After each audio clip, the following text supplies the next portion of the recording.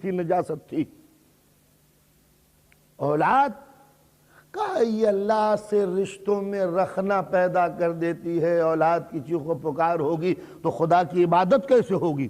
اب تک کے مذہب کا نظریہ یہ تھا، ہیبروئزم میں، کرسچینٹی میں، ہندوئزم میں، بدھزم میں بچے نہ ہوں، نہ گھر ہو نہ بیوی، سادھو مہاراج بھگوان کے درشن کرنے کے لیے مالا جپ رہے ہیں، نہ بیوی نہ بچے، اللہ کی یاد، پریسٹ نہ بیوی نہ بچے، راہب نہ بیوی نہ بچے، بدھزم میں نہ بیوی نہ بچے، جینزم میں نہ بیوی نہ بچے۔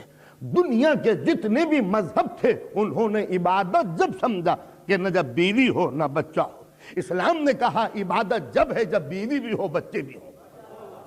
کتنا ذرا نظریہ وہ ہے، کتنا مختلف نظریہ ہے کہ تمہارے سجدوں کا اعتبار نہیں اگر بیوی گھر میں نہیں ہے، تمہاری عبادت ڈاؤٹ فل ہے اگر بیوی گھر میں نہیں ہے، تمہارے سجدوں کی کوئی قیمت نہیں ہے اگر اولاد کا وزن نہیں ہے۔ کہا تم اولاد کو نحوست سمجھتے ہو، اسلام اولاد کو عبادت سمجھتا ہے۔ شریعت کا حکم ہے کہ بیٹا ہو تو سینے پہ سلاؤ، پیار کرو، پیار کرنا عبادت۔ اسلام میں بچوں کو پیار کرنا عبادت۔ ایک نفاست پسند سفید پوش صحابی آگے یہ کہہ رہے ہیں حضور آج تک میں نے کسی بچے کو گود میں نہیں لیا، مجھے پسند نہیں ہے بچے۔ حضور نے کہا اپنے دوزخ میں جانے کا اعلان بھی تم مجھ سے سن لے، جو اپنے بچوں کو پیار نہ کر سکے جنت کی بہاریں کبھی اسے لائق نہیں کریں گی۔ آپ نے اندازہ لگایا کہ اسلام نے تصور ہی عجیب و غریب پیش کیا۔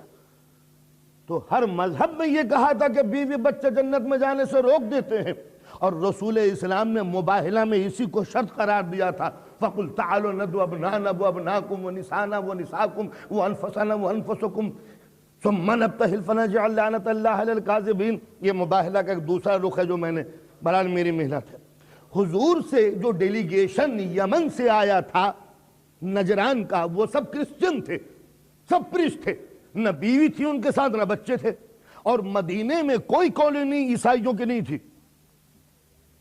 ذرا توجہ چاہتا ہوں، یہ 12 آدمی تھے جو یمن سے آئے تھے، سب کرسچن تھے، پریسٹ تھے، نہ ان کے ساتھ بیوی تھی نہ ان کے ساتھ بچے تھے۔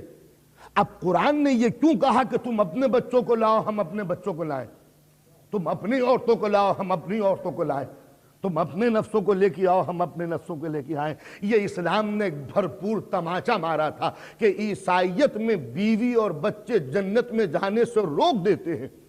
اندازہ لگائیے کہ عیسائیت میں بیوی اور بچے انسان کو جنت میں جانے سے روک دیتے ہیں، انسان آلودہ ہو جاتا ہے، گنہگار ہو جاتا ہے۔ تو جو چیزیں تم کو جنت میں جانے سے روک دیتی ہیں وہی چیزیں مسلمان کو جنت میں لے جاتی ہیں۔ اور اگر تم کو یقین نہ آئے تو لو، ہم یہ انسانی کمزوریاں اپنے ساتھ لے کے آتے ہیں، اگر ہم جھوٹے ہو تو ہم پر عذاب ہو ورنہ پھر تم پہ عذاب ہو۔ اسی واسطے رسول جگر کے ٹکڑوں کو لے کے پہنچے تھے کہ تم تو کہتے ہو کہ اولاد اور بچے انسان کی کمزوری ہیں، لو ہم اسی کمزوریوں پر اپنے اسلام کے مستقبل کا محل تیار کریں گے۔ صلوات پڑھیں محمد اور آل محمد۔ تو لہٰذا اسلام نے کہا ربنا آتینا فی الدنیا حسنہ وفی الآخرۃ حسنہ، اے پالنے والے دنیا میں بھی ہمیں نیکیاں عطا کر اور آخرت میں بھی ہمیں نیکیوں سے نواز۔ تو یہ دنیا اور آخرت کا کمبینیشن تھا اسلام، کہ جب تک کہ ان دونوں کو نہ ملا لوگے جب تک تمہاری کامیابی نہیں ہو سکتی۔ لہٰذا اسلام نے جتنی بھی چیزیں رکھیں اس کے لیے شرط یہی قرار پائی کہ جس کو عبادت کہا وہ دنیا سدھارنے کا دوسرا نام ہے۔ عبادت اس کو کہا کہ دنیا سدھرے، یہی عبادت۔ میں نے کہا کہ ایک نوجوان تعلیم اس لیے پا رہا ہے کہ اپنی زندگی کو سدھارے تو اس کا تعلیم پانا عبادت ہے۔ ایک مزدور اس لیے محنت کش ہے، پسینے میں ڈوب کے کما رہا ہے، جیسے کل میں نے امام جعفر صادق علیہ السلام کی روایت بیان کی کہ ہم پسینے میں ڈوب کے محنت اس لیے کر رہے ہیں کہ کہیں انسانی غیرت، کہیں انسانی وقار، کہیں ہیومن اسٹیٹس جو ہے وہ تباہ و برباد نہ ہو جائے کسی غیر کے آگے ہاتھ پھیلانے کے لیے۔ اسلام میں کتنا فرق ہو گیا دوسرے مذہب میں۔ ہندوازم میں برہمن اس کو کہتے تھے جو بھیک مانگ کے پیٹ پالتا ہو۔ اندازہ لگایا، وہ دھرم گرو کہلاتا تھا، وہ ریلیجس ٹیچر تھا کہ جو خود نہ کرے اور دوسروں سے بھکشو اسی لیے کہتے ہیں بھیک مانگنے والا۔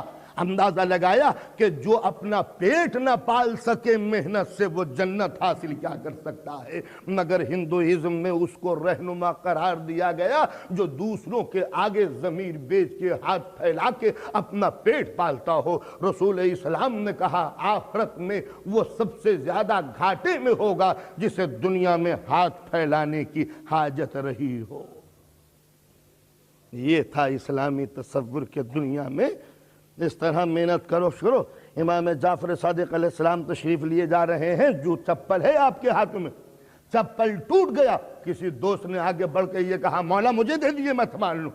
کہا انسانیت کی توہین ہے کہ وہ اپنا بار کسی اور کے اوپر ڈالے، ہم خود اپنا ہاتھ، اپنے نالین جوتے اپنے ہاتھوں سے اٹھا لیں گے۔ یہ تھا کہ دنیا میں کبھی غیر کا محتاج ہو کے دنیا میں نہ رہے، یہ تھا اسلام کا تصور اس دنیا کے اندر۔ دنیا میں رہو تو اس طرح نہیں جیسے اجنبی۔